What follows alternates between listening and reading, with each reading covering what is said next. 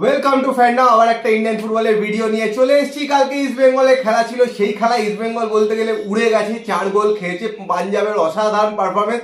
আর সেই সাথে কিন্তু ইস্ট বেঙ্গলের এই বছরের আইএসএল এর ক্যাম্পেন শেষ, আর টপ 6 সেই মতো সিলেক্ট হয়ে গেল। চেন্নাই কিন্তু 6 নম্বর হয়ে উঠে গেল। আজকে একটা খুব ইম্পর্টেন্ট ম্যাচ আছে মোহনবাগানের জন্য, অ্যাওয়ে ম্যাচ বেঙ্গালুরু এফসির সাথে। বেঙ্গালুরু এফসি কিন্তু এটা লাস্ট ম্যাচ, আর মোহনবাগানের সেকেন্ড লাস্ট ম্যাচ। ম্যাচটা কিন্তু জিততেই হবে। আর মুম্বাইয়ের সাথে এই মুহূর্তে 5 পয়েন্টের গ্যাপ আছে, জিতলে 3 পয়েন্টের গ্যাপে 2 পয়েন্টের গ্যাপে সেটা চলে আসবে। আর লাস্ট ম্যাচটা কিন্তু মুম্বাই ভার্সেস মোহনবাগান। তো এই ম্যাচটা কিন্তু ড্র করলে চলবে না, জিততেই কিন্তু হবে যাতে টাইটেল রেসে থাকতে পারে। সেই নিয়ে কথাবার্তা বলবো। চারিদিকে প্রচুর ট্রান্সফার নিউজ আছে, স্পেশালি ইস্ট বেঙ্গলে। ইস্ট বেঙ্গল কিন্তু এবার অনেকটা অ্যাক্টিভ ট্রান্সফার মার্কেটে, কিছু প্লেয়ারকে সাইন অলরেডি করে নিয়েছে, দেখেছো। সেগুলো নিয়েও কথাবার্তা বলবো, যাদের সাথে কথাবার্তা চলছে সেগুলো নিয়েও বলবো। কিন্তু সবার আগে যে কথাটা, ফেসবুক আর ইনস্টাগ্রামে ফলো করে নিও, আর ইউটিউবে অবশ্যই সাবস্ক্রাইব করে বেল আইকনটা টিং টং করে দিও। তো পূজার থেকে প্রথমে শুনো না। তো প্রথমে যে আপডেট গুলো রয়েছে সেগুলো একটু দিয়ে দিই। তো তার মধ্যে বলি যে আই লিগের ম্যাচ তো রয়েছে আজকে দুটো, একটা হচ্ছে কেংক্রে ভার্সেস সুদেবা, একটা হচ্ছে মানে আই লিগ 2 তে Sporting Club de Goa versus Sporting Club Bengaluru. তো এছাড়া বলে রাখি যে জুনিয়র লিগ মানে আন্ডার 15 এআইএফ লিগ যেটা চলেছে, সেখানে Mohammedan versus Bidhannagar municipal sports একাডেমির ম্যাচ রয়েছে। এবং গতকালকে সেকেন্ড ডিভিশন আই লিগে ইউনাইটেড স্পোর্টস এর ম্যাচ ছিল, সেটা কিন্তু 1-1 গোলে ড্র হয়েছে ডেম্পো স্পোর্টস ক্লাবের সাথে। আর বলে গতকালকের আই লিগের ম্যাচে লাস্ট ম্যাচ ছিল রাজস্থান এবং চার্চিলের, সেটাতে কিন্তু চার্চিল 7-0 গোলে জিতেছে। এবং এছাড়া আর যে আপডেট গুলো রয়েছে তার মধ্যে বলে রাখি কিছু ন্যাশনাল চ্যাম্পিয়নশিপ তো শুরু হচ্ছে, যেগুলো আগে বলেছি সেগুলো তো হচ্ছে। এবং তার সাথে under 20 Vivekananda national football championship কিন্তু শুরু হচ্ছে 12 এপ্রিল থেকে, মানে কালকের থেকে। সেখানে সেটাও হবে ছত্তিশগড়ে। ওয়েস্ট বেঙ্গলের খেলার দুটো শিডিউল আমি বলে দিচ্ছি। একটা আছে কালকে ওয়েস্ট বেঙ্গল ভার্সেস তামিলনাড়ু সকাল 7:30 থেকে, আর ওয়েস্ট বেঙ্গল ভার্সেস উত্তরাখণ্ড 16 তারিখ, এটাও সকাল 7:30 থেকে। নর্মালি টেলিকাস্ট হয় না, হলে পরে কিন্তু ইন্ডিয়ান ফুটবল যে ইউটিউব রয়েছে বা ফেসবুক পেজ রয়েছে সেখানে কিন্তু টেলিকাস্ট হতে পারে। তো এইগুলো তো আপডেট ছিল। আর যেটা বললো যে গতকালকে তো ইস্ট বেঙ্গলের এই বছরের মতো জার্নি শেষ, আর ট্রান্সফার মার্কেটে ইস্ট বেঙ্গল যথেষ্ট সক্রিয় রয়েছে, কারণ ইস্ট বেঙ্গলের সিজন কিন্তু অনেকদিন আগেই শুরু হবে অন্যান্য দলের থেকে। কারণ ডুরান্ড কাপ দিয়ে মানে ইন্ডিয়ান ফুটবলের সিজন শুরু হচ্ছে, কিন্তু ইস্ট বেঙ্গলের 31শে জুলাই থেকেই কিন্তু সিজন শুরু হয়ে যাচ্ছে, যেহেতু ACL টায়ার 2 তে কোয়ালিফায়ার গুলো রয়েছে। তো 31শে জুলাই কিন্তু ফার্স্ট ম্যাচ, এবং কোন টিম পড়ে সেটাই হচ্ছে দেখা, সেটার জন্য কিন্তু টিম যথেষ্ট গোছাতে হবে। তো গোছাতে হবে, সেই জন্যই কিন্তু অলরেডি ট্রান্সফার মার্কেটে অ্যাক্টিভ হয়ে গেছে। ম্যাজি তালালকে তো দেখেই নিয়েছো, কন্ট্রাক্ট অফার করে দিয়েছে, অ্যাকসেপ্টও করে নিয়েছে।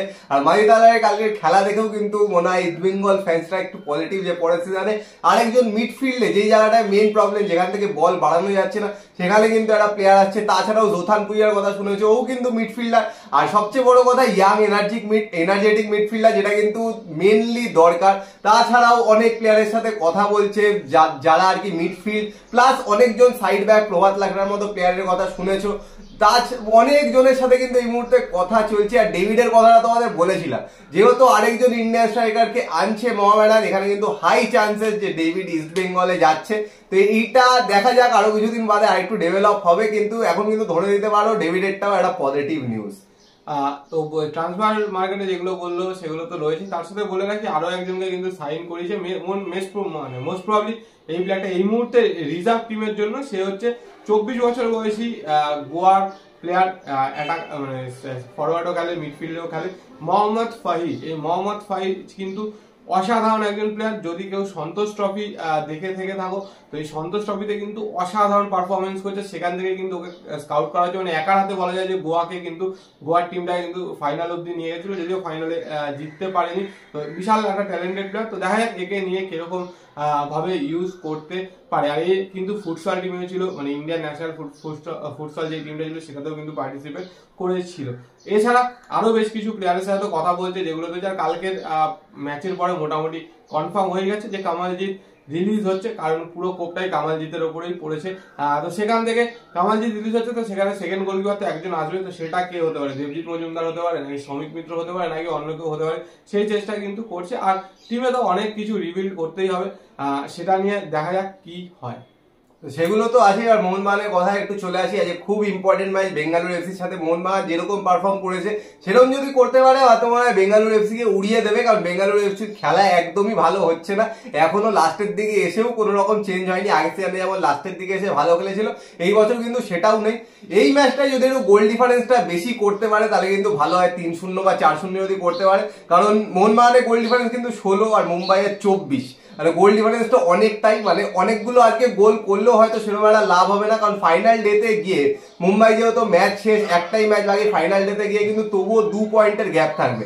সেদিন কিন্তু ড্র করলেও চলবে না, মোহনবাগানে কিন্তু জিততেই হবে। তো সেই জায়গা থেকে আশা করা যায় মানে ভালো খেলবে আজকে, খেলে নিয়ে কনফিডেন্সটা হাই করে রাখবে। একটা বড় ব্যবধানে জিতলে কিন্তু সেই কনফিডেন্সটা নিয়ে ফাইনাল ডেতে যেতে পারবে।